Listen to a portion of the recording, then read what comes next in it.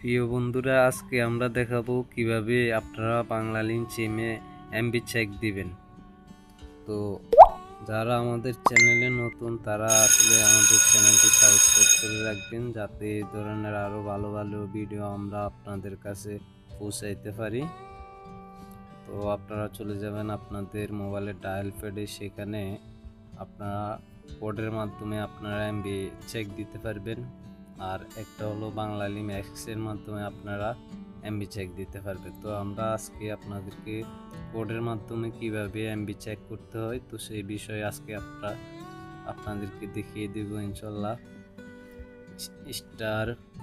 *500*500# তো বন্ধুরা, এই কোড ডায়াল করে আপনারা আপনাদের এমবি চেক দিয়ে নিতে পারেন।